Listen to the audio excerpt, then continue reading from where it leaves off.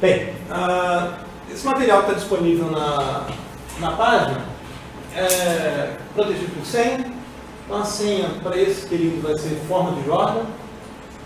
Então, os slides das aulas que eu vou apresentar principais estão aqui nesse primeiro link, e slides complementares vão aparecer aqui em links complementares. Tem 2 já disponíveis, tá? Pode ser que eu coloque mais outros aí. A gente pode colocar o código de MATLAB ao longo do curso também, que forem apresentados aqui em aula. As 5 listas de exercício disponíveis para vocês fazerem, e também listas antigas. Então esse material serve para vocês se prepararem para a avaliação.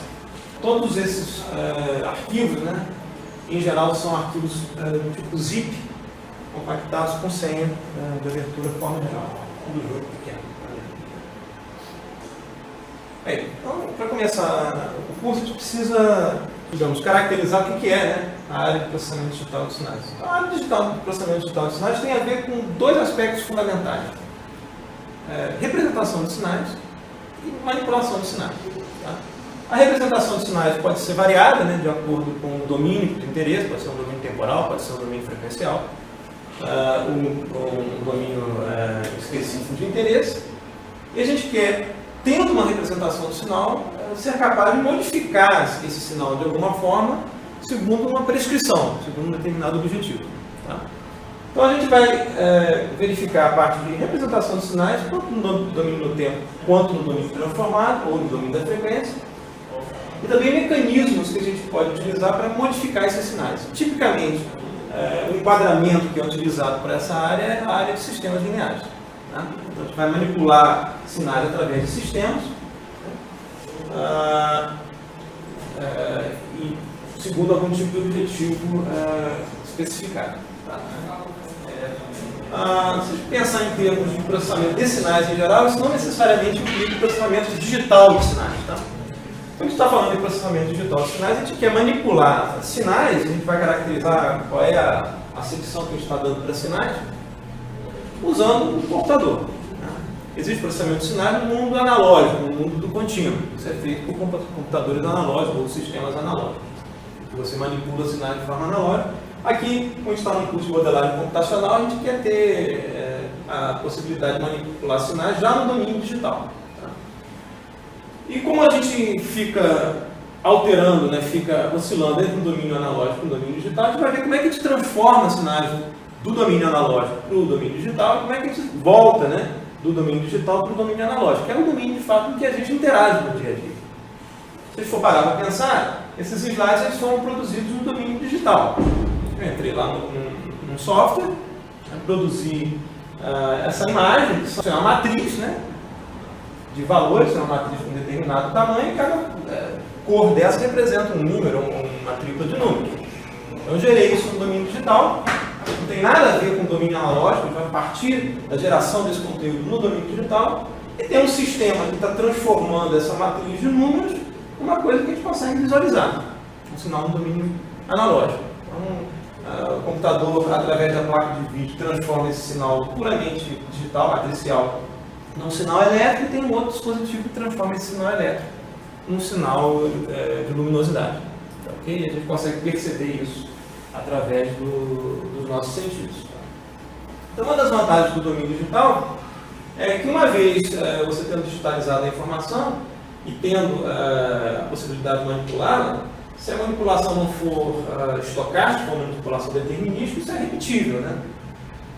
Se não tiver nenhum erro numérico envolvido, você sempre consegue repetir o mesmo procedimento exatamente como ele foi feito. No mundo analógico, não. Você está sujeito à interferência de ruído. Você pode manipular o sistema de uma forma, mas tem uma componente de ruído interferindo com o seu sinal ou com o seu sistema. Né? Não mais, além disso, melhor dizendo, a gente tem a capacidade de ter no domínio digital fazer operações matemáticas, lineares e não lineares, muito mais intrincadas do que a gente conseguiria fazer no domínio analógico, computadores analógicos. Tá? A gente fala em computadores analógicos, a gente pensa que isso não existe, isso existe, existiu no passado. Antigamente você tinha consoles gigantescos com amplificadores operacionais que simulavam modelos de equações diferenciais. Tá? Então isso era tudo feito do ponto de vista meramente elétrico, analógico. Tá? Usando capacitores, indutores e amplificadores. No domínio digital, a gente tem possibilidade de projetar operações matemáticas muito mais complicadas. Por outro lado, a gente tem um outro problema. A gente tem um problema de robustez numérica, né? Problema de instabilidade numérica, dependendo do tipo de implementação que a gente está fazendo. Por quê? Porque no domínio digital, a gente sempre vai ter algum tipo de perda, né? A gente pode pensar que a gente está no domínio analógico, né, em que você tem um sinal definido num domínio denso e você discretiza esse domínio em um determinado conjunto de pontos. Não só isso. O valor em cada conjunto de pontos que você discretizou também não pode ser um valor qualquer. Eu não consigo representar π no computador, o número π. Eu vou ter que quantizar essa informação, vou ter que aproximar essa informação por um número finito de dígitos, ou um número finito de bits. Então você tem sempre uma perda envolvida na discretização do sinal e nas contas que você vai fazer com esses sinais. Tá? Você tem uma representação numérica finita, tá? Isso pode produzir problemas numéricos. Por um lado, você pode, no mundo ideal digital, você pode garantir que tudo, uma vez definido, não muda, mas por outro lado, você tem que prestar atenção com possíveis instabilidades numéricas associadas aos sistemas digitais que a gente vai projetar e trabalhar. Okay? Então a gente vai ver a parte de discretização, tanto do domínio quanto do contradomínio, tá? de um determinado sinal. Primeiro a gente vai ver a discretização do contradomínio, que é mais fácil.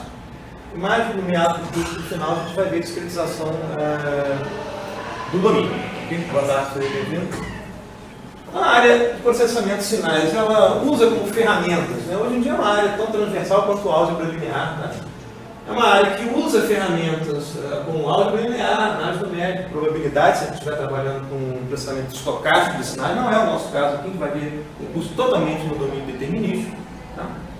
Também ferramentas de computação, isso tudo alimenta a área como um ferramental, também parte de matemática que está envolvida aí. E a própria área ela é utilizada numa série de aplicações que envolvem também computação, biociência, telecomunicações, geociência, bioinformática, etc. Tá? Então, como eu disse, é uma área transversal em várias áreas do conhecimento que se utiliza no processamento digital de sinais.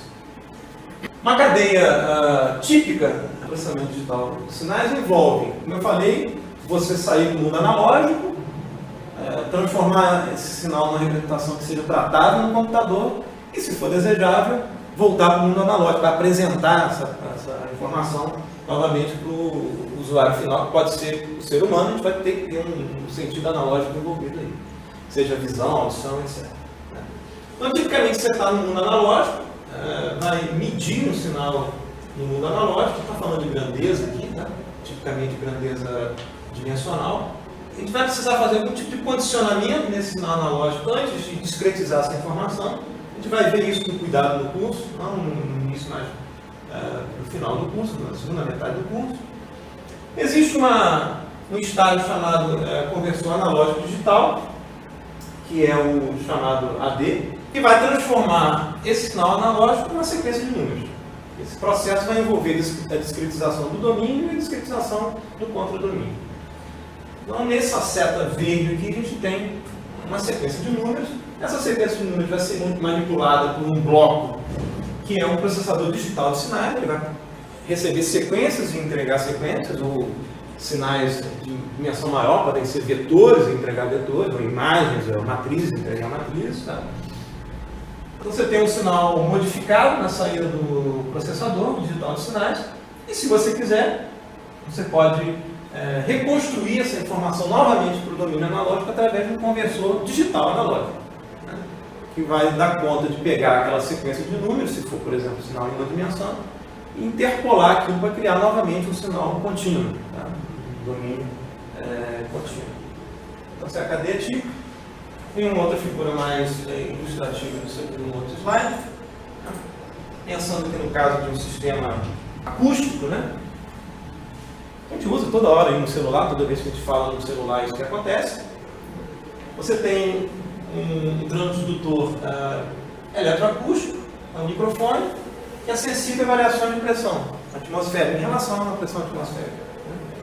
Ele vai transformar essa variação de pressão atmosférica em uma variação de sinal elétrico, tipicamente na ordem aí de microvolts, né? Sinal bem pequenininho. Sinal pré-amplificado, que já entra no sistema linear, por exemplo, no contínuo. Você vai fazer uma conversão analógico-digital, transformar esse sinal que tem uma representação gráfica em um sinal contínuo, quer dizer, o tempo aqui é um domínio denso, por exemplo, o tempo você pode modelar como sendo pertencente ao conjunto dos reais, um conjunto denso. Quer dizer, em qualquer instante de tempo que você possa considerar tem informação presente no domínio, tá ok? E o conversor analógico digital vai transformar esse sinal no tempo contínuo, né, em uma sequência de números. Então ele vai, ao invés de você ter a informação disponível em qualquer instante de tempo, você vai definir um intervalo T grande de tempo e vai medir isso de T grande em T grande. Então você vai criar aqui uma sequência de números, né? Então, tipicamente a gente usa esse tipo de notação x de t entre parênteses para indicar que isso é um sinal no tempo contínuo, que t é uma variável, por exemplo, nos reais, né? E x colchete n para indicar que n não é uma variável mais contínua, pode ser os inteiros, pode ser os naturais, etc. Você tem uma sequência de números. Esse conversor analógico digital não só discretiza o domínio, mas também o valor da função. Quer dizer, essa função não pode ter qualquer valor que eu queira. Você vai ter um conjunto finito de dígitos para representar qualquer valor dessa função. Então, o conversor analógico digital faz essa discretização tanto no domínio quanto no contra-domínio. Depois que você já tem essa sequência, você pode fazer uma série de coisas. Você pode armazenar simplesmente, guardar a informação, você pode processar, quer dizer, modificar essa informação através de algum sistema. Tá? Suponha que tenha havido algum processamento desse sinal, que transformou esse sinal nesse outro sinal. Suponha que aquele sinal inicial fosse uma senoide mais com alguma interferência, você removeu essa interferência, limpou o sinal, tem uma senoide, parece um sinal senoidal mais limpo aqui. Se você quiser reconstruir esse sinal no tempo contínuo, né, para poder alimentar essa informação num alto-falante, que é novamente um transdutor eletroacústico, vai receber um sinal elétrico contínuo e vai fazer vibrar um cone, que vai novamente produzir uma variação de pressão sonora, né, pressão acústica. Você tem que passar essa sequência novamente num bloco que é o dual daquele anterior, que é de conversão analógico digital analógico, e vai fazer uma espécie de interpolação entre as amostras do sinal, através de interpolantes contínuos, para reconstruir um sinal em tempo contínuo novamente para você alimentar um transdutor, como por exemplo um alto-falante. Essa é uma cadeia típica de processamento. Não necessariamente você precisa começar no mundo analógico e voltar para o mundo analógico. Você pode produzir uma informação artificialmente no mundo digital e mostrar no mundo analógico, ou simplesmente, digamos, medir uma informação no mundo analógico, digitalizar e guardar essa informação. Você não precisa necessariamente percorrer toda a cadeia. Mas basicamente essa é o que a gente vai ver no curso. A gente vai ver inicialmente o processo de quantização, né? E depois a gente vai ver o processo de amostragem. A gente vai qualificar e caracterizar cada um desses processos de digitalização do domínio e digitalização do contra-domínio. Esse é o bloco principal. A emenda do curso vai seguir esse roteiro em ordem. A gente vai primeiro caracterizar sinais e sequências. Tudo tem uma metodologia científica. A gente vai usar taxonomia, né? Segregar. Infelizmente, ciência tem um lado segregatório que é importante. Você vai classificar as sequências de acordo com certas propriedades que elas têm.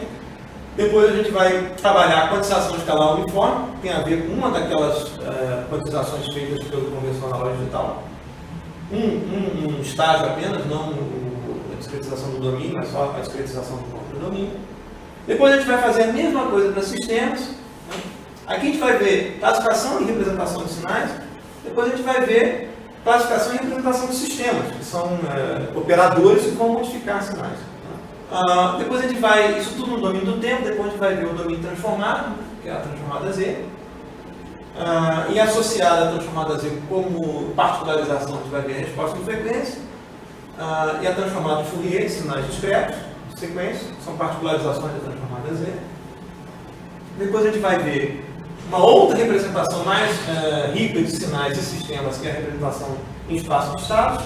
E já aqui na segunda metade do curso, aí sim a gente vai ver o teorema da amostragem, que tem a ver com como é que a gente sai do mundo analógico e discretiza o domínio. Que condições a gente tem que atender ao fazer essa discretização, de modo que a gente consiga, se quiser, reconstruir esse sinal novamente no tempo contínuo, sem perda.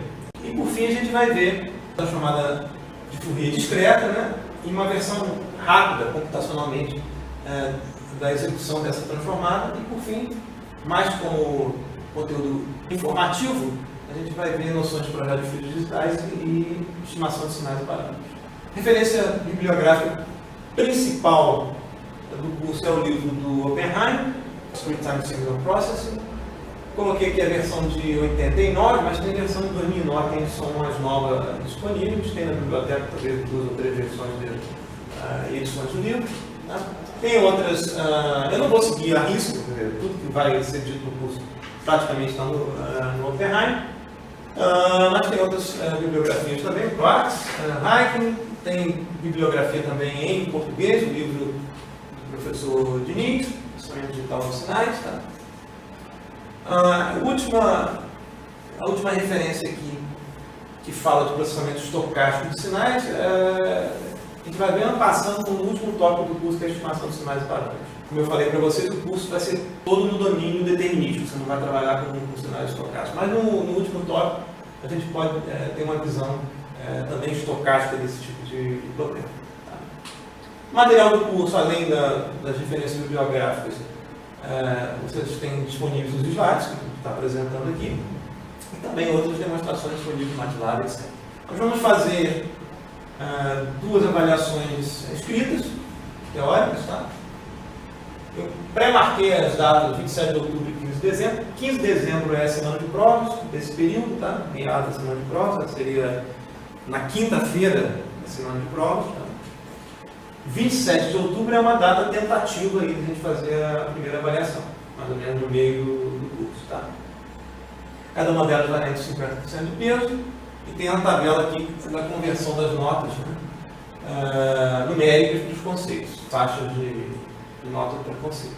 Conteúdo acumulativo, não dá para você fazer a segunda prova sem estudar o conteúdo da primeira. Tá? Esse curso não é difícil, é um curso que não envolve matemática sofisticada, ele envolve uma quantidade grande de conteúdos. Como eu falei, a gente tem várias representações diferentes para um mesmo objeto. A maior dificuldade do curso é você fazer sentido e integrar na sua cabeça, né, como é que se correlacionam essas representações e propriedades dessas representações que são para o mesmo objeto.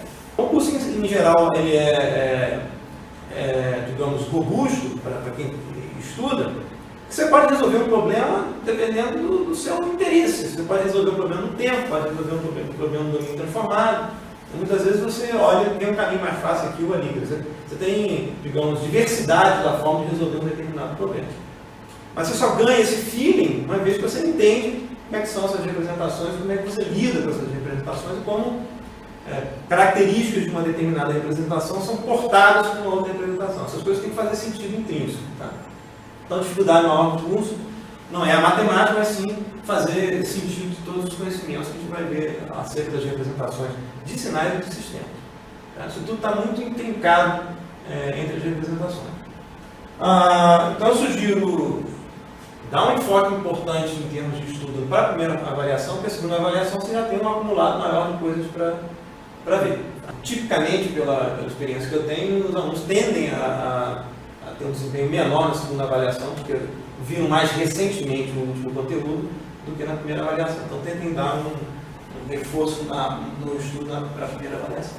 Senha para o material, forma de J. Tá? Tudo bem, então vamos começar o conteúdo formalmente. Como eu falei, o primeiro tópico é a classificação de sinais. A gente vai primeiro definir o que é um sinal e começar a categorizar os sinais de acordo com certas propriedades que eles têm.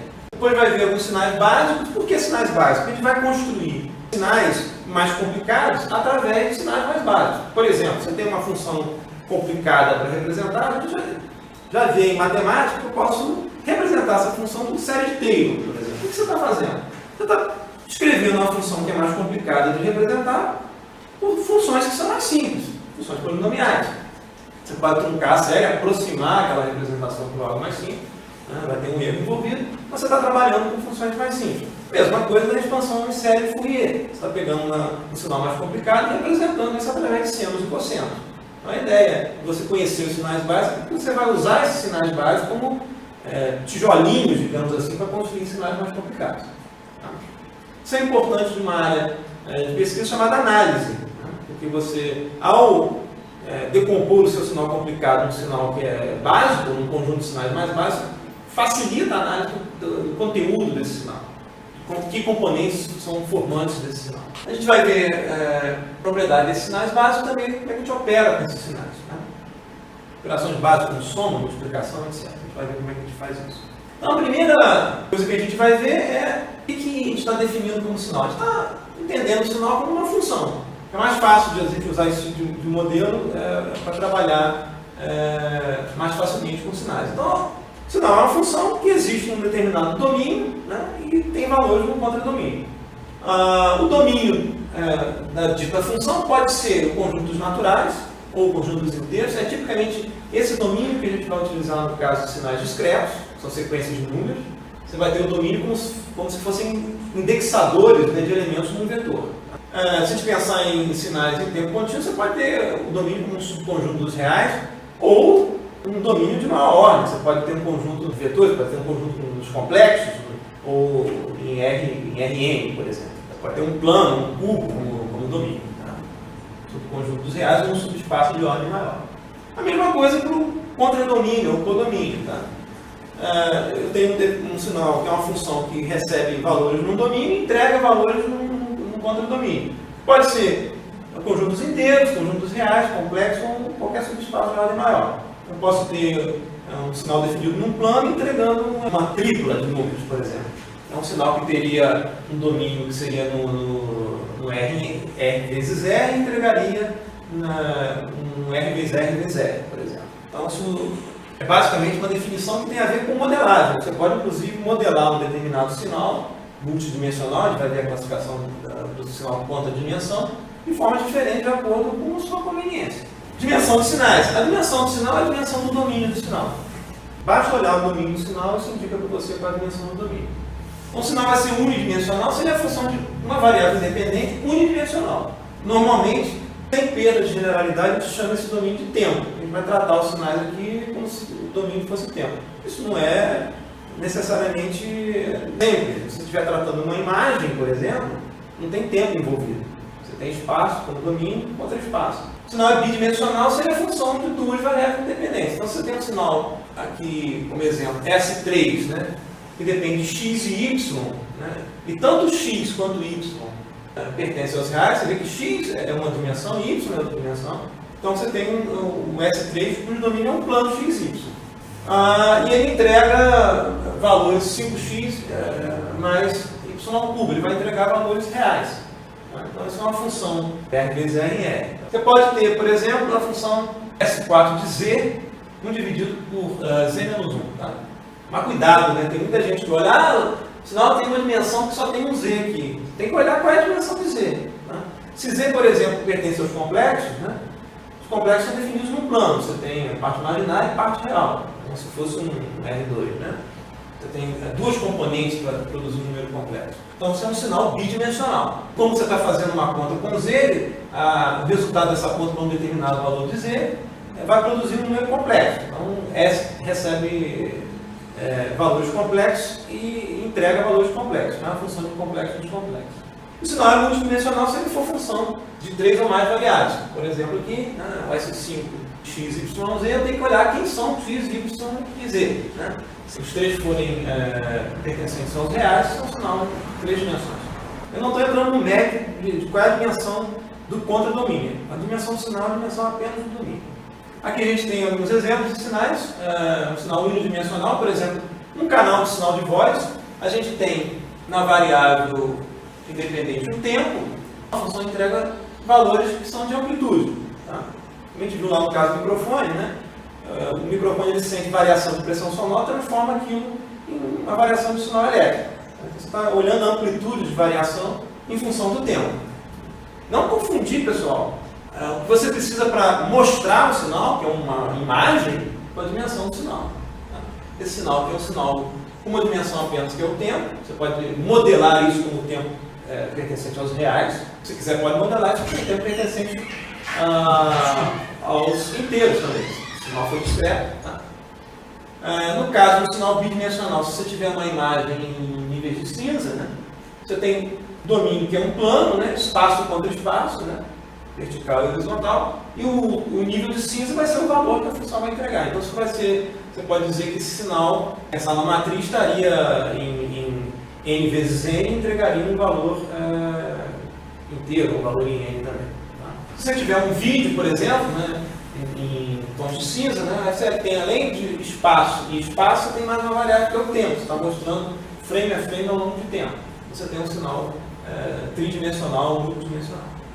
Suponha, por exemplo, que a gente queira modelar um sinal de voz, mas com dois canais, um sinal estereofônico.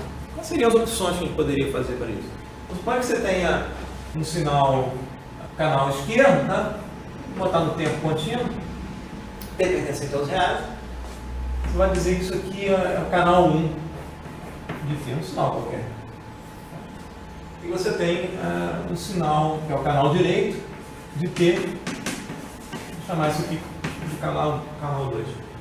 Eu tenho algumas opções disponíveis para representar um sinal ao longo do tempo, né, mas que tem duas informações, um canal direito e um canal esquerdo. Por exemplo, eu posso escrever o sinal resultante, eu posso escrever y de t, né, é igual a SL de t mais J SR de t. Aqui a gente vai chamar o J no curso de unidade imaginária, é a raiz de menos 1. Ao contrário do que se usa em matemática, porque tradicionalmente a letra I em engenharia elétrica é usada para corrente elétrica. Então a gente acaba usando J como unidade imaginária. Eu posso representar o sinal estereofônico pensando que o canal esquerdo é a parte real e o canal direito é a parte imaginária de um número complexo. Qual é a dimensão desse sinal?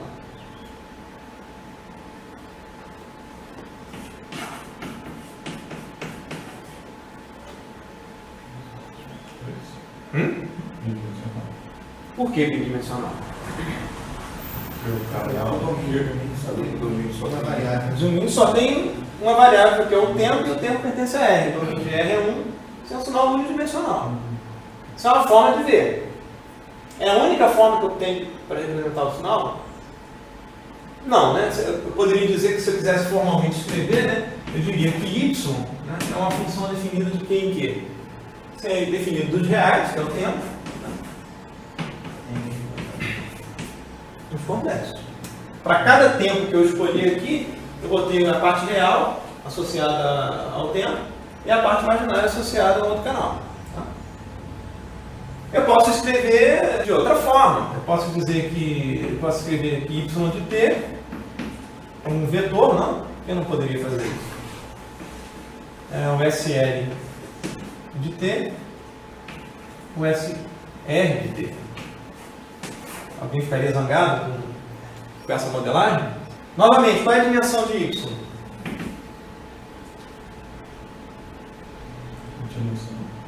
Unidimensional, né? Por quê?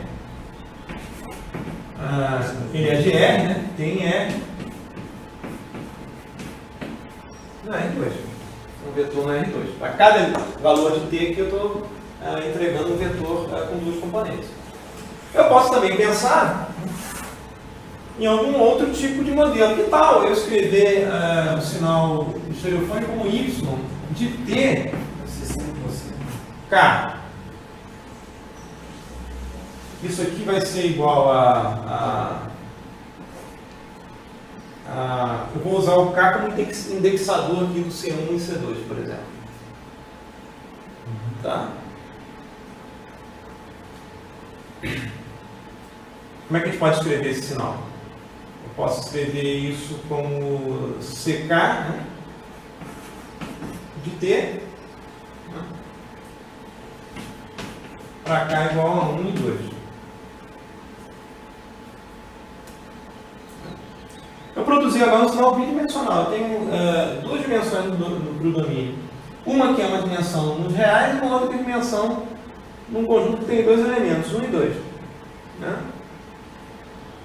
Dependendo do par de números que eu coloque aqui, né, se eu escolher um determinado tempo e um determinado canal, né, eu vou selecionar aqui o canal de interesse. Então, esse sinal aqui é um sinal bidimensional, porque o y, nesse caso aqui, é uma função de R vezes 1, 2, né, para quem? para R. Então, isso é modelagem, né? Qual dessas representações para um sinal estereofônico é mais conveniente? Depende do que você quiser fazer. Então, não necessariamente você tem uma representação única, né? Quanto à dimensão do sinal, dependendo do tipo de informação que você quer modelar. Isso vai depender, né, do modelo que você está trabalhando. Mesma coisa no caso da imagem, né? A gente mostrou aqui uma imagem em tons de cinza. Se a imagem for colorida, né, você tem a dimensão espaço-espaço, é bidimensional, espacialmente, né? Mas você tem 3 canais diferentes para representar a cor, RGB, né? Vermelho, verde e azul. Então você tem um sinal que continua sendo bidimensional, mas ele entrega, ao invés de um valor, ele entrega 3 valores para cada ponto do domínio. Muito bem, então a gente viu a classificação quanto à dimensão, é a dimensão do domínio. Vamos ver agora quanto à natureza do domínio. Tá? A natureza do domínio vai se dividir em duas. Ou ela é contínua, ou ela é discreta. O domínio vai ser contínuo, né, se ele for um subconjunto de um conjunto denso não enumerável, por exemplo, de reais ou de complexos, ou um subespaço de ordem maior. Tem que ser denso e não enumerável. Essa é a questão. Por exemplo, sinal S de T é igual a seno de T. O T pertencente aos reais. De cara eu vejo que o sinal é unidimensional, porque o domínio do sinal é o tempo, os reais. Seno de 1T vai estar restrito ao intervalo entre menos 1 e 1, qualquer valor entre o intervalo menos 1 e 1. Então, a dimensão do domínio é contínua. E do contra-domínio também. A gente pensar na evolução temporal contínua de fenômenos físicos, né? A evolução da temperatura ao longo do tempo, a evolução de uma outra grandeza física ao longo do tempo. Pensando em termos de modelo, né? Você pode pensar, modelar isso como um sinal em tempo contínuo, domínio contínuo. É bom diferenciar o que é uma grandeza e o que é uma medição de uma grandeza. São duas coisas diferentes. Tá? A outra classificação é se o domínio não for contínuo, ele tem que ser discreto. Então, ele é um subconjunto não denso e enumerável, por exemplo, os naturais como os inteiros. Tá? Se eu disser sinal S de N, aqui já tem uma antecipação da nomenclatura que a gente vai usar para diferenciar um sinal em tempo contínuo, com parênteses, e em tempo discreto com conceitos. Tá? Se S de N é 2N mais 1, N pertence aos inteiros, é só olhar, né? O domínio pertence aos inteiros, já é um domínio discreto. Tá? Se eu não tiver uma expressão matemática já dada para mim de cara qual é o domínio, mas se for uma frase, por exemplo, fechamento da cotação diária do dólar. Estou falando da cotação diária, não é uma cotação contínua. Né? O fechamento significa que 5 horas da tarde, quando é que fecha a cotação do dólar, alguém bate o martelo e diz lá no Banco Central, tipicamente, qual o valor do dólar fechado naquele dia. Então você não tem isso continuamente ao longo do tempo, é um fechamento que se dá num determinado momento do dia. Então, isso é um sinal, se eu pensar em termos aí, a função de quê? Um fechamento diário, né? Isso é uma função discreta, o domínio discreto. A mesma coisa acontece com o contra-domínio, né?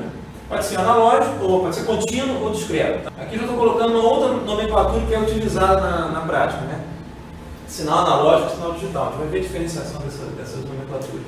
A mesma coisa, o contra-domínio vai ser contínuo se ele for um subconjunto de um conjunto denso.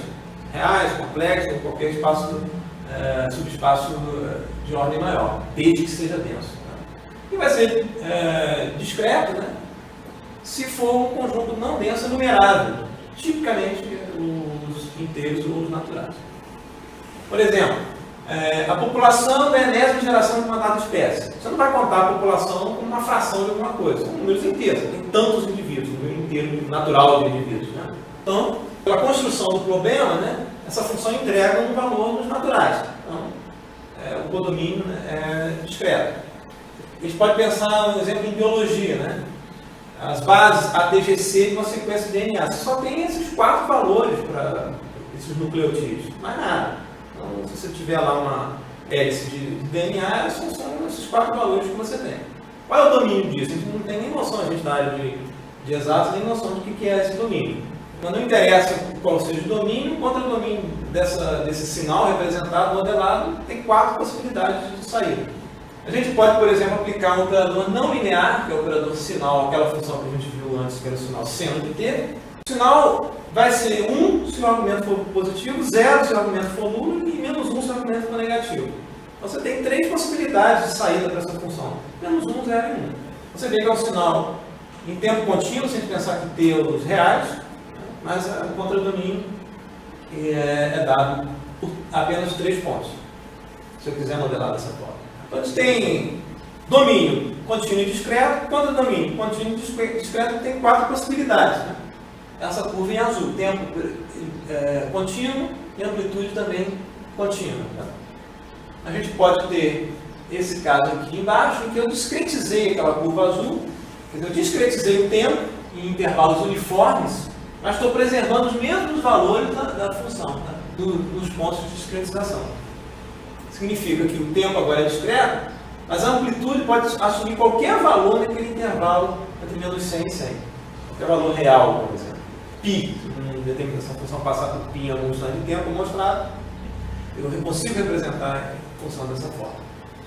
Eu posso, além de discretizar o tempo, eu posso discretizar também a amplitude.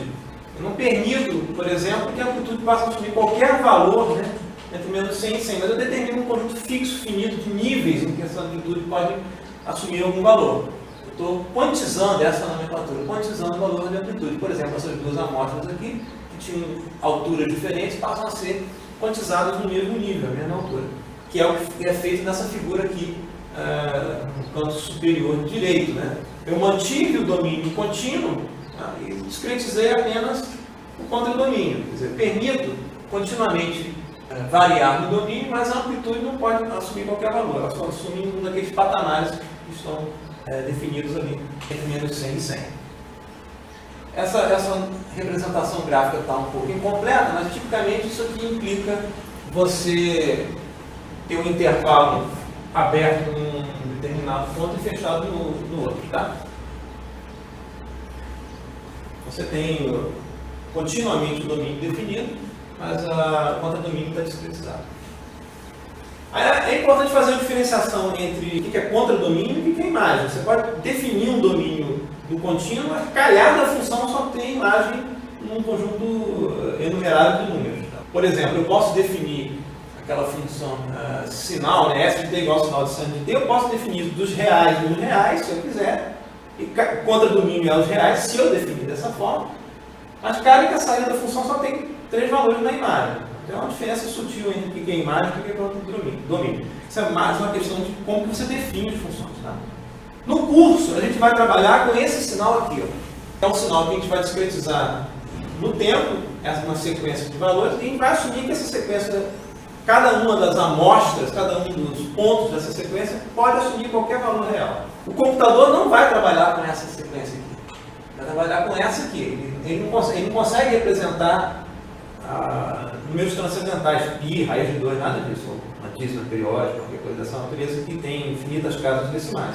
O computador vai trabalhar com um sinal chamado de digital, que é esse sinal aqui, em que tanto o domínio quanto o contradomínio são discretizados. A gente vai trabalhar no curso com um sinal que a gente chama de discreto, que é apenas o domínio amostrado, discretizado, e o contradomínio de nível. Isso aqui esse sinal à esquerda, o sinal discreto, ele é mais ideal do que o sinal digital. Então, como é que você tipicamente progride em relação ao estudo? Vê o caso mais ideal, que é esse aqui, vê como os sistemas e sinais se comportam no caso ideal, depois você passa a levar em consideração a quantização da informação. Então você já tem como se fosse um baseline do que acontece no mundo ideal. Bem, agora acrescenta mais um problema numérico, que é a quantização dos valores e verifica como é que o sistema se comporta. Então você faz em geral nesses 2 estágios. Aqui no curso a gente não vai ter tempo de ver os efeitos de quantização no sistema, a gente só vai ver como é que ela é feita. Tá? A terminologia usual é a seguinte, isso é usual, não é uma terminologia definida por decreto. Tá?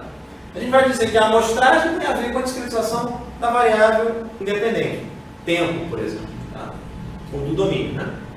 Quantização tem a ver com a discretização do contradomínio.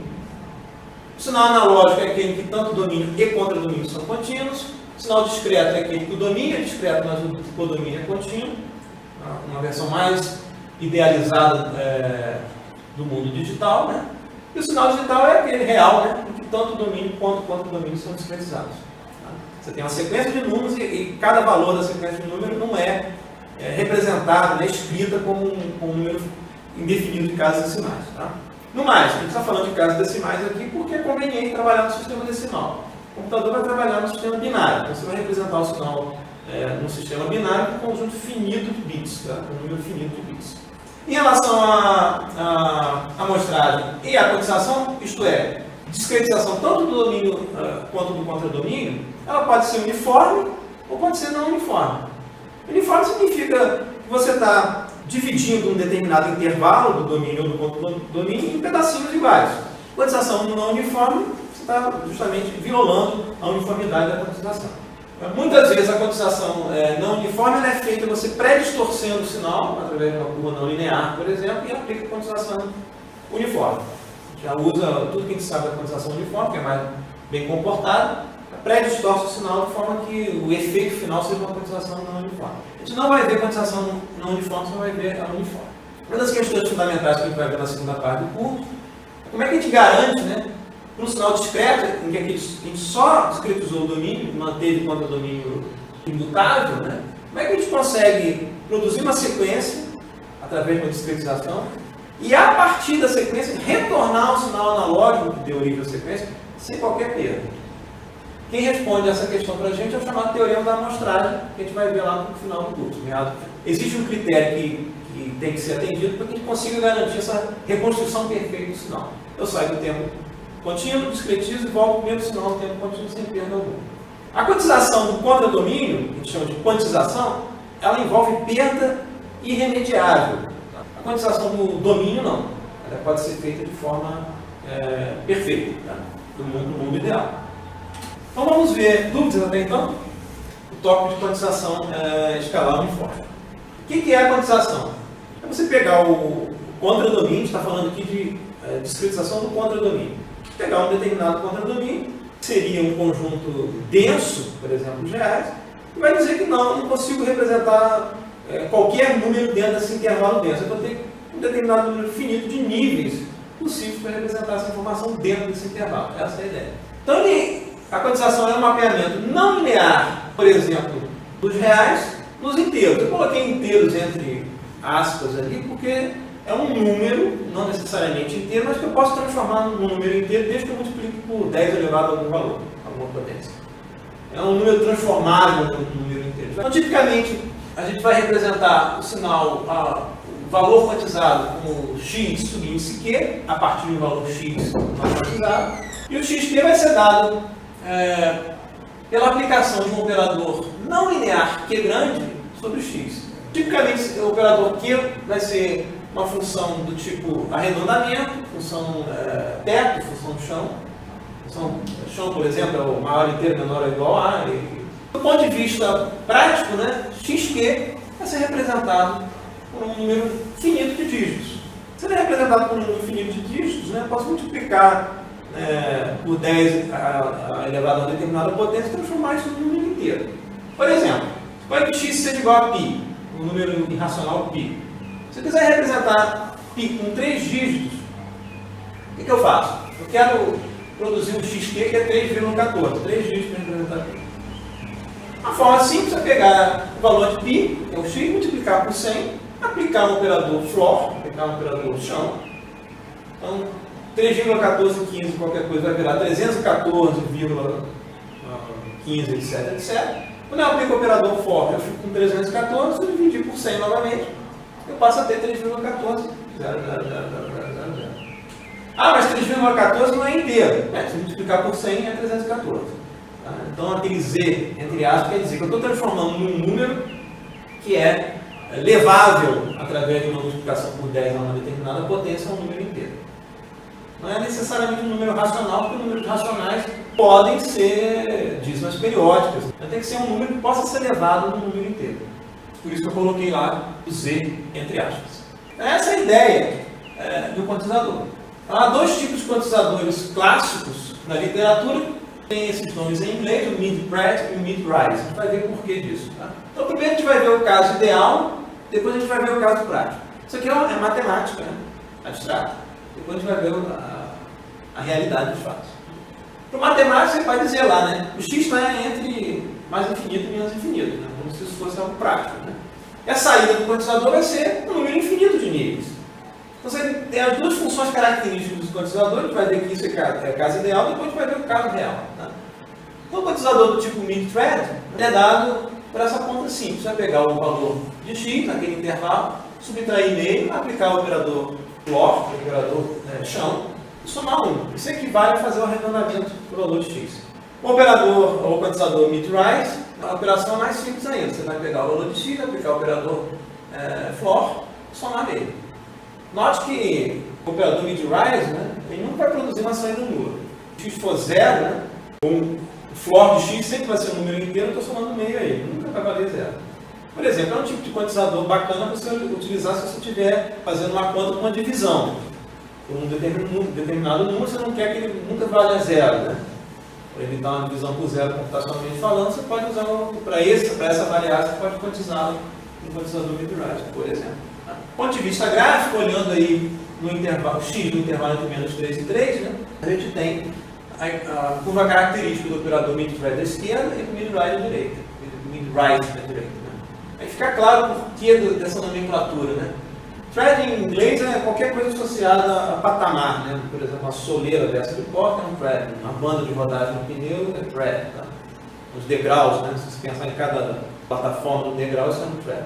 Então, mid-thread significa que você tem uma plataforma, você tem um patamar no meio aqui, do 0, 0. Não é uma função de arredondamento, note que o x está definido nos reais entre menos 3 e 3. Novamente ali é aberto de um lado e fechado do outro, na escadinha. Então você começa aqui em 0, começa em 0, na hora que ele chegar aqui em meio, ele pula para 1. De meio até 1,5, ele vai ser quantizado para 1. Passar de 1,5, pula para 2. De 1,5 até 2,5, pula para 2. Assim por diante. Mid-rise já tem uma outra função característica. E o nome indica isso. Significa que no meio você tem um salto. Não tem um patamar no meio, você tem um salto no meio. Se você começar em 0, como eu falei, é aberto de um lado e fechado do outro. Tipicamente é fechado à esquerda e aberto à direita. Você começa em 0, você está em meio, você vai caminhando entre 0 e 1, tudo é quantizado no valor meio. Na hora que você chegar aqui, passar de 1, ele pula para 1,5 e assim por diante. São as funções características dos dois quantizadores. Agora, da teoria para a prática. Na prática, você não vai ter vai fazer a amostragem do sinal que está entre menos infinito e infinito, uma grandeza qualquer que pode valer qualquer unidade que você queira de menos infinito a mais infinito. Então, a gente vai definir uma faixa finita para a entrada disponível para o sinal. Mesma coisa para a saída. Não vai ter um número infinito de patamares que você pode representar o sinal. Você vai definir um número infinito de patamares. Então, tipicamente, se pensar em qualquer sistema real, hardware, físico, o quantizador vai envolver a grandeza física, algum tipo de transdutor que vai transformar, igual o microfone, vai transformar a pressão atmosférica em sinal elétrico. E esse sinal é representado ou por tensão elétrica ou por corrente elétrica, são duas formas típicas de você representar um sinal elétrico. Isso vai variar numa faixa contínua dentro do intervalo entre um valor mínimo e um valor máximo. Saída do quantizador, a mesma coisa, você não vai ter um número infinito de níveis possíveis para representar esse sinal. Vai definir um número finito de patamares, de valores possíveis. E quem vai definir esse número de valores é o número de bits B do quantizador. Por exemplo, se tem um quantizador que faz parte de um conversor analógico digital com 8 bits, significa que você tem disponíveis para representar a sua informação 2 elevado a B níveis. E por que base 2? Porque tipicamente você está usando binário. Então, eu vou conseguir, dentro de uma faixa de entrada, de valores possíveis para entrada, no contínuo, eu vou definir 2 elevado a B níveis possíveis para a saída. Uma informação importante aqui é que a saída do AD não é um número associado ao sinal de entrada. O sinal de entrada, como eu falei, é um sinal de corrente elétrica, tensão elétrica, isso é um dispositivo eletrônico. O AD vai entregar para a gente zeros e uns, ou, fisicamente, níveis de tensão diferente de zero ou tensão em zero. A gente vai entregar para você, por exemplo, um AD de 8 bits, você vai ter, digamos, 8 pinos ali na saída do AD, cada um desses pinos ou está no estado de tensão alta ou tensão zero, que a gente representa simbolicamente como 1 e 0. Então, a saída do AD é um número inteiro, é um indicador que não tem nada a ver, é adimensional, não tem nada a ver com a grandeza X que está sendo alimentada fisicamente ali, tensão de corrente, ou corrente elétrica, ou tensão elétrica, está sendo alimentada na entrada do AD. Você sai do mundo dimensional para o mundo adimensional. É claro que, como a gente conhece as propriedades do AD, a gente sabe inferir, a gente sabe fazer uma conta daquele número que representa aquela quantidade quantizada e o valor quantizado dela. Isso é uma inferência indireta. Tá? É importante lembrar que a saída do AD é um índice adimensional que a gente vai chamar de IQ. Como a gente sabe as propriedades do AD, ou seja, a gente sabe qual é a faixa de entrada e sabe qual é o número de bits, a gente consegue relacionar uma coisa com a outra e descobrir quem é o valor de fato quantizado, xq. Isso não é informação de saída do AD, isso a gente infere indiretamente. Tá? E tipicamente o valor de Q é dado no sistema binário. Tá? Como a gente está lidando no mundo real, que você tem uma faixa de entrada definida de acordo com um determinado problema, a especificação do AD, e uma faixa de saída, que é definida pelo número de bits, essa faixa de números inteiros, a gente precisa compatibilizar a faixa de entrada com a faixa de saída. Porque a gente não está no mundo ideal, que é tudo de menos infinito a mais infinito. Vai ter que compatibilizar uma coisa com a outra. Quem faz para a gente a relação entre a faixa de entrada e a faixa de saída é o chamado passo de quantização delta do AD, que é nada mais, nada menos do que a razão entre a faixa de entrada, que eu estou chamando de E grande, que é x máximo menos o x mínimo, e a faixa de saída, que é 2 elevado a b, de níveis que a gente tem. Note, como eu estou fazendo a razão entre E e a entrada do AD, isso é dimensional, isso é tensão, corrente elétrica, né? Dividido por uma coisa que é adimensional, que é 2 elevado a b. Então, o delta é dimensional, e vai ter a mesma dimensão da entrada da AD. Então, o delta vai fazer um mapeamento entre a faixa de entrada e a faixa de saída. Eu estou escrevendo delta numa razão entre E e 2 elevado a b. Isso o Oppenheim escreve dessa forma. Se for consultar outros livros, é mais comum você encontrar que delta é dado por E dividido por 2 elevado a b menos 1. Tá? Mais comum a gente encontrar essa outra definição para delta. O valor da faixa de entrada por 2 elevado a b menos 1. Por alguma razão, o Oppenheim usa essa outra definição. A gente vai ver qual é a pequena diferença entre os usos no próximo gráfico. Está aqui, para um quantizador do tipo mid-thread, né? Qual é o papel do delta? Eu tenho do lado esquerdo aqui, né, a faixa de entrada entre x mínimo e x máximo. Nesse exemplo em particular, eu estou fazendo de 0 até x máximo, mas eu posso ter um valor que seja simétrico, tá? Menos alguma coisa, até mais alguma coisa. Então, eu estou fazendo de 0 até x máximo. Então, a faixa de entrada no eixo horizontal, né, e a faixa de saída para IQ no eixo vertical. Que é isso, de fato, que o AD entrega para a gente. Um conjunto de números associados a uma determinada faixa que a entrada está. Ele entrega uma etiqueta, ele entrega um índice. Então a gente vê, né, que para o AD do tipo mid-thread, a gente está caminhando, a gente vai dividir essa faixa entre o 0, que é o x mínimo, até o x máximo, em quantas partes iguais? A gente vai dividir isso em 2 elevado a b partes iguais. Pela função característica do AD, o primeiro intervalo aqui vai valer meio delta, né? Os demais vão valer delta. Né? Se a gente parasse aqui nesse cara aqui, o que falta desse meio delta aqui é completado por esse meio delta aqui na faixa final do intervalo. Que é assimétrico, é de 0 até um valor x máximo. Tipicamente é isso que acontece na vida real, né? Você vai ter problemas de borda, né? Passou aqui do valor máximo, você satura. Então, as bordas são sempre tratadas de forma, as extremidades, problemas na hora que você chega no final da escala, são tratadas de forma diferente.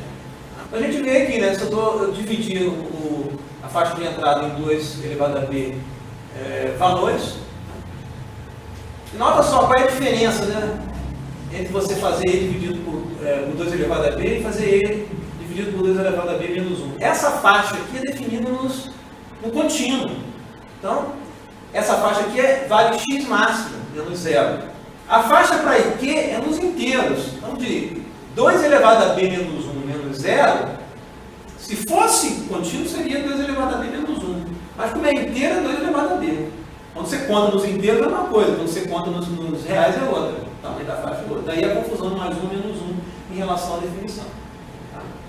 Você vê, se você dividiu a faixa dessa forma, pela função característica do quantizador, chegou aqui até meio delta, tudo que está entre 0 e meio delta vai ser quantizado para 0. 0 o quê? 0, índice 0. Passou de meio delta, note que delta é dimensional. Passou de meio delta, qualquer coisa na faixa entre meio delta e 3 meios de delta vai receber a etiqueta 1. Isso é para IQ. Se a gente olhar bem, como é que eu sei agora quem é o XQ? Porque eu quero saber tensão elétrica, por exemplo, nessa faixa, eu quero obter um sinal de tensão elétrica quantizado, não um índice qualquer abstrato. Como é que eu converto uma coisa para outra? Eu simplesmente multiplico o IQ por delta. Aí eu passo a ter uma faixa aqui, né? Que ao invés de ser de 0 até 2 elevado a d menos 1, adimensional, quando eu multiplico por delta, que é dimensional, eu passo a ter uma faixa agora dimensional, que é o valor de Q. Note que a definição do Oppenheim produz aqui um mapeamento entre a faixa de entrada e a faixa de saída, que é quase uma reta 1 para 1. Não é exatamente 1 para 1. Se ele definisse daquela forma, ele dividido por 2 elevado a b menos 1, aqui eu teria uma faixa de entrada de 0 até x máximo, isso valia uma faixa de tamanho e, e a saída também seria e, ao invés de e menos delta. A maioria usa aquela outra definição que cria uma faixa exatamente 1 para 1 entre a faixa de entrada em x e a faixa de saída em xq. Mesma coisa aqui. Se a gente for olhar quem é o valor de fato associado ao índice 1, não é 1, é 1 delta. Agora sim, 1 delta tem uma dimensão da mesma natureza da dimensão da entrada. Então essa é a ideia da quantização. No caso aqui desse exemplo do mid-track. Tá? Então os níveis de decisão são as divisões aqui no eixo X, tá? Na faixa de entrada que você dividiu em partes iguais, exceto aqui as extremidades. Então são os pontos 0, meio delta, 3 meio delta, etc, etc. E os níveis de quantização são os valores que esse cara assume. Ou como IQ, adimensionalmente, ou como XQ, multiplicando IQ por delta. E aí você passa a recuperar indiretamente o quê? O valor quantizado. Note que é uma recuperação indireta, porque quem define o valor de delta são duas especificações do AD. Qual é a faixa de entrada? Você vai olhar na especificação lá do chip, tem lá. Sinal assim, esse dispositivo recebe de tantos volts a tantos volts. Né? Qual o número de bits desse AD? Tem lá. Você sabe dessa, faz a conta. Aqui tem um exemplo, né, da importância de você compatibilizar a faixa de entrada com a faixa de saída. Suponha que você tivesse um AD de 8 bits, 256 níveis, portanto, vai depender de quê? Você vai dividir uma faixa de interesse em 256 níveis. Se for de 0 até um determinado valor, você vai dividir de 0 até esse determinado valor. Se for de menos um valor até mais um valor, né, se a faixa for simétrica em relação a 0, essa passa a ser a divisão centrada em 0. Okay? Suponha que você tenha 8 bits, 16 níveis para representar XQ. A faixa de entrada é de menos 1 em 1 volts. Se eu não fizer qualquer compatibilização da faixa de entrada com a faixa de saída, eu estou ferrado. Porque a quantização direta, XQ igual a um valor arredondado de X, resultaria em 3 números. Eu estou entre menos 1 e 1 de entrada. Menos 1, 0 e 1. O que eu tenho que fazer? Eu tenho que pegar aquela faixa entre menos 1 e 1 volts e esticá-la para que ela tenha um tamanho de 256, simétrico em relação a 0. De modo que na hora que eu aplique a operação de quantização, eu aproveito a faixa toda, 1 para 1. É isso que o delta faz, né? O que eu vou fazer? Eu vou pegar o valor original da faixa, dividir por delta, né? Aí eu vou esticar esse cara para a mesma faixa de saída, aí sim eu aplico a quantização. E depois, se eu quiser recuperar o valor original, eu multiplico por delta. Na hora que eu multipliquei por delta antes, né, eu obtenho o valor de x, porque antes de eu aplicar o operador não linear, eu tenho que dividir por delta. Foi a mesma coisa que a gente fez no caso do π, né? A gente multiplicou por 100, quantizou e depois dividiu por 100. Então, sempre a operação de multiplica um fator de amplificação ou redução, aplica o operador linear e divide ou multiplica pelo mesmo fator. Assim, o que a gente vai fazer aqui? Se a gente dividir o x por delta, aquela faixa entre menos 1 vai virar uma faixa, por exemplo, entre menos 128 e 128. Aí sim eu aplico o quantizador, aproveito a faixa toda e note que quando eu faço essa divisão, isso passa a ser um valor adimensional, porque x está, por exemplo, em tensão elétrica, delta também passa a ser um valor adimensional, numa faixa contínua entre menos 128 e 128, aplico a quantização e passo a ter uma faixa da mesma dimensão, mas agora discretizada. Para a definição do Oppenheim, né, as faixas são quase, né, na razão unitária. Na definição mais usual, elas são na razão unitária. Na hora que eu fizer a quantização, aí sim eu passo a ter 2b valores inteiros do arredondamento de x, né, entre menos 127 e 128. E o zero está no meio ali, por isso que eu tenho 256 níveis. Né? Você vê que a faixa quantizada é assimétrica em relação ao zero. Isso é um detalhe do operador mid-track. A definição da etiqueta que você dá a cada nível de quantização, ela é arbitrária. Você pode escolher isso de uma forma arbitrária. Por exemplo, você pode embaralhar essa informação se você quiser trabalhar com criptografia. Aqui não, aqui a gente em geral vai usar uma fórmula simples, né, para unicamente saber quem é quem. Mapeamento para um, de uma coisa para outra. Mas não necessariamente você precisa usar um IQ pré-determinado. Tipicamente, né, o IQ associado ao operador mid-thread é o round de x sobre delta. Aqui no caso real não é mais o round de x, mas o x pré-escalado para ter a mesma faixa de saída, definido pelo número de bits, e vai ter uma definição similar do operador mid-rise. A gente vai ver aqui, agora sim, com as fórmulas práticas. Tá?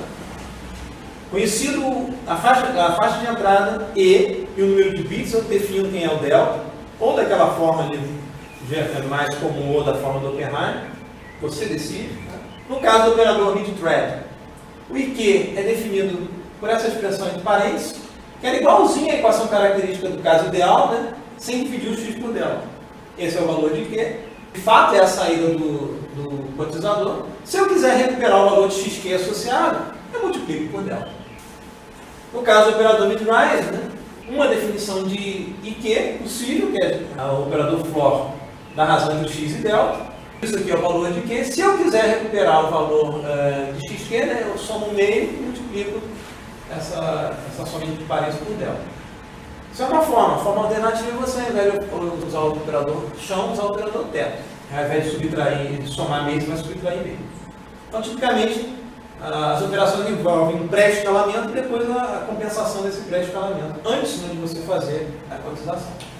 Está claro qual é o papel aí desse escalamento entre as duas faixas? Um exemplo numérico. Né? Suponha que você tenha uma AD especificada para a faixa de entrada recebendo sinais entre menos 5 volts e 5 volts, 8 bits de representação, e pergunta-se o seguinte: para x igual a 0, x1 igual a 0 volts e x2 igual a menos 1,5 volts, determine as saídas do AD e os níveis de quantização. Quando eu falo saída do AD, eu estou perguntando quem e que. E os níveis de quantização, xq. Saída do AD é sempre o IQ, é sempre o índice.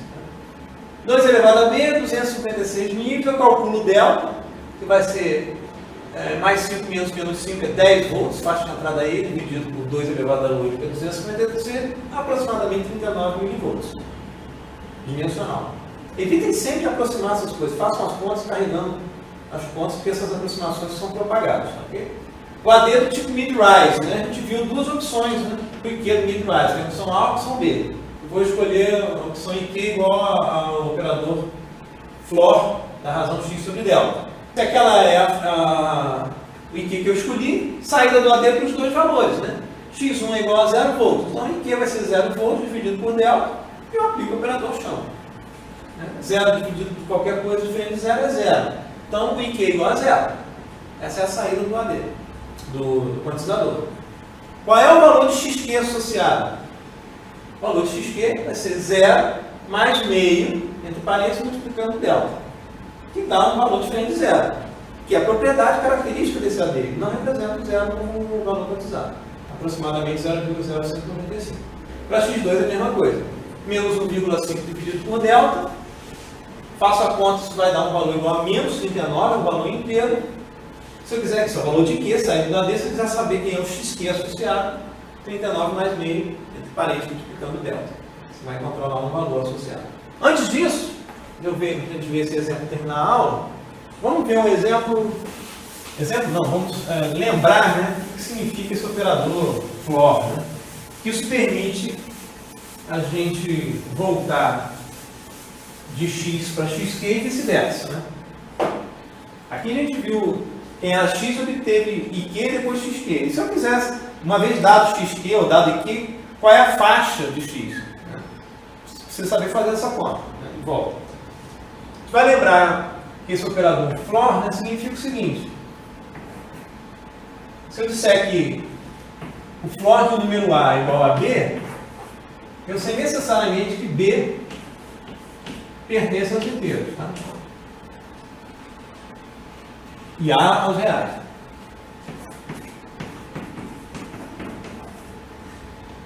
Então, se eu olhar uma faixa aqui, né? Se aqui for B, B menos 1 e B mais 1, ok? Fazer mais uniforme. Se eu tiver um determinado valor de A aqui, o operador chama diz o seguinte: é o maior inteiro menor ou igual a o valor que está dentro do argumento. Né? Se o valor de A for aqui, né, quem vai ser o valor de flor de A? Vai ser esse cara aqui. Tá certo? Flor de A vai estar aqui. Então, se flor de isso aqui, se o flor de A é igual a B, eu posso dizer que A está entre que valores? A está entre os valores B e B mais 1.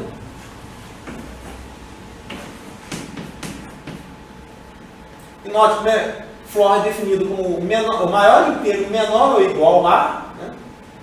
Se por acaso A for igual a B, ele é igual a B. Então, é fechado aqui à esquerda, né, uma desigualdade estrita à direita.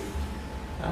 Isso permite, né, essa equação permite a gente descobrir quem é x dado xq, quem é x dado em q.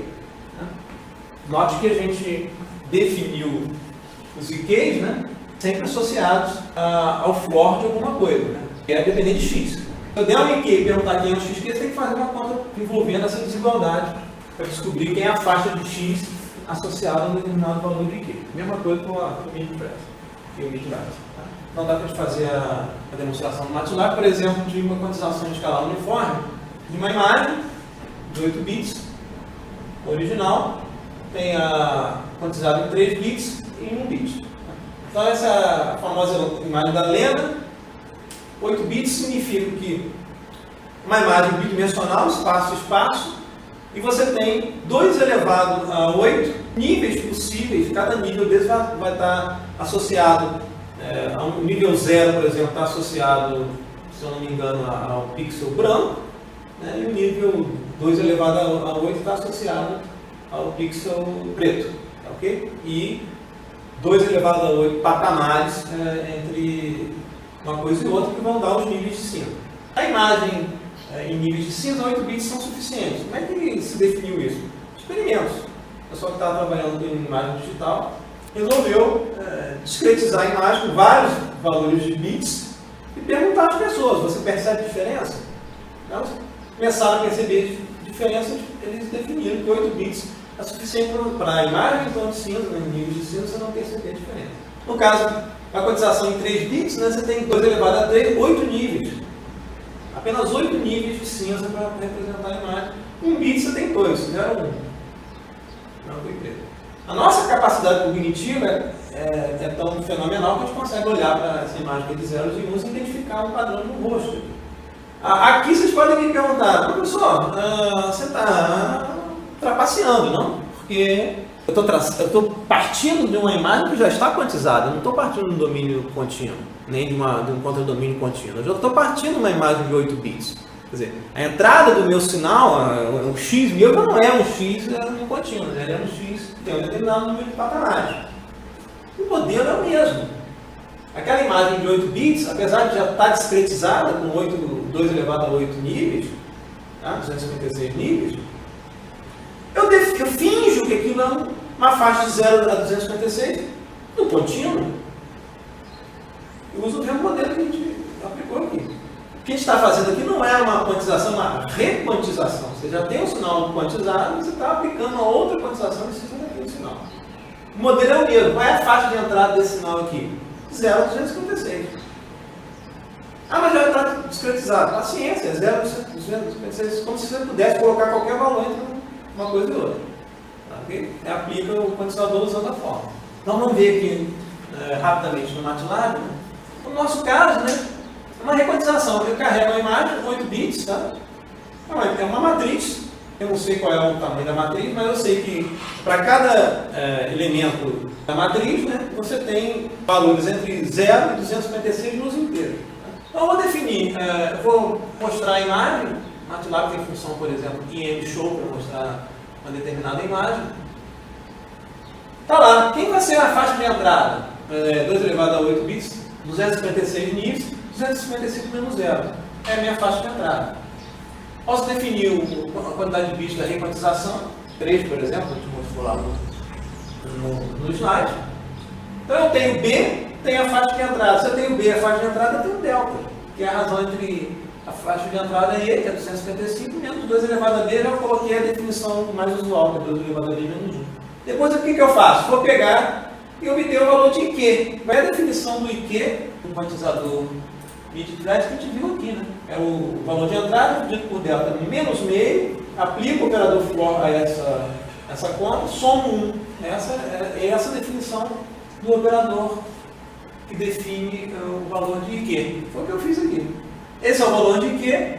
Eu quero olhar a imagem agora na mesma faixa de 0 a 256, que é essa faixa original dela. O que eu vou fazer? Pegar esse valor de IQ e multiplicar por delta. Eu dividi primeiro por delta, porque o operador não linear, quantizador, depois eu multiplico por delta para voltar à escala original. Olha lá, quem vai ser a imagem quantizada, o XQ? É o IQ que eu computei vezes o delta. E mando mostrar aqui pela função IM_show. Deixa eu rodar isso aqui. A gente obtém a imagem original. A imagem original e a imagem quantizada. A gente percebe aqui, né, que em momentos suaves na imagem, por exemplo, no ombro da modelo aqui, né, você não consegue representar a continuidade da variação de degradê ali dos pixels, né? Você tem níveis distintos, né? Pouco menos níveis do que 256, você tem 8 níveis apenas. Você passa a ter bolsões, né, de valores idênticos, pelo fato de você não conseguir representar uma curva suave, como se você estivesse representando uma curva suave, né, por patamares assim, né? Você cria valores constantes para valores que são próximos entre si.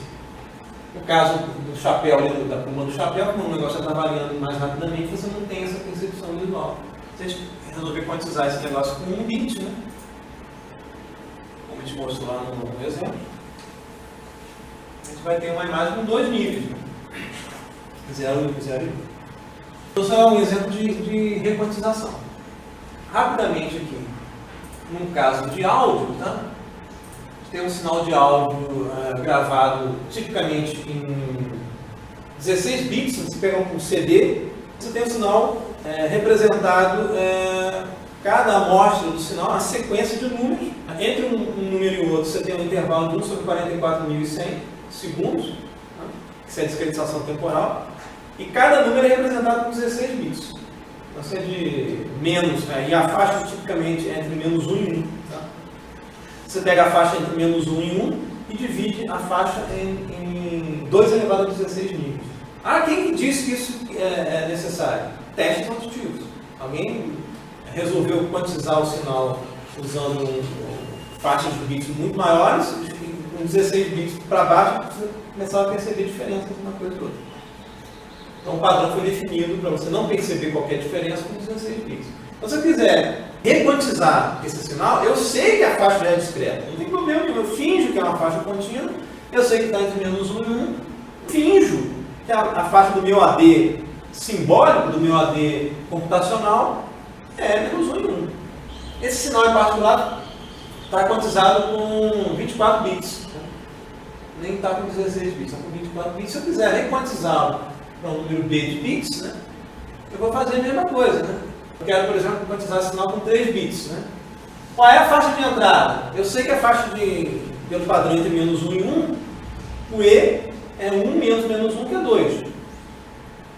Quem é o delta? O delta vai ser o E dividido por 2 elevado a B menos 1. Computa um valor de Q, eu estou usando um AD do tipo mid-thread. Né? O AD vai ser o arredondamento de entrada X dividido por delta. Eu estou multiplicando aqui X por A, a gente vai ver por quê. A igual a 1 não está fazendo diferença agora nenhuma. É X dividido por delta. E se eu quiser obter o valor, produz os índices inteiros em Q, se eu quiser saber quem são os XQs, eu pego em Q e multiplico por delta, pela forma que a gente viu. Pode tocar o sinal e verificar como é que ele soa. A explicação pode ser encontrada na tese. Então, essa distorção que você está percebendo nada mais é do que o erro de quantização. Você não está conseguindo representar a forma de onda tão suave quando ela pode ser, ela está mais cara de escadinha do que menos níveis de representação da variação de amplitude do que poderia ser. Veja só, se eu não aproveitar a faixa toda de entrada do AD, eu pioro a minha situação. Tá? É importante que se o AD recebe um sinal entre menos 5 e 5 volts, entre menos 1 e 1 volt, você entregue um sinal que ocupe aquela faixa. Se você entregar um sinal muito menor de variação, você não excita os outros níveis, você fica restrito a um determinado um pequeno de nível. Por exemplo, suponha que eu estou esperando um sinal que vai variar entre menos 1 e 1, e o meu sinal não varia entre menos 1 e 1. Ele varia entre menos 0,3 e 0,3. Multiplicando, botando A igual a 0,3, significa que o X que deveria estar entre menos 1 e 1, ele acaba sendo reduzido em amplitude, sendo atenuado em amplitude para ficar entre menos 3 e 3. Se a gente rodar novamente o mesmo quantizador, não tendo aproveitado toda a faixa de entrada dentro, a gente vai perceber uma piora substancial na qualidade do sinal quantizado, em relação ao que a gente ouviu antes. A explicação pode ser encontrada na tese. Porque você está trabalhando numa faixa muito menor de amplitude. Então é importante sempre você compatibilizar o seu sinal de entrada com a entrada do AD. De modo que você aproveite o máximo de níveis disponíveis do AD. Então a gente encerra a aula de hoje e na próxima aula a gente começa a ver os sinais básicos e classificar esses sinais e classificar sistemas. Ok? Então, sintam-se à vontade para me interromper, perguntar durante a aula. Quanto mais perguntas, mais rica fica a aula. Não tem pergunta estúpida, tem pergunta. Ok? Está aqui para aprender.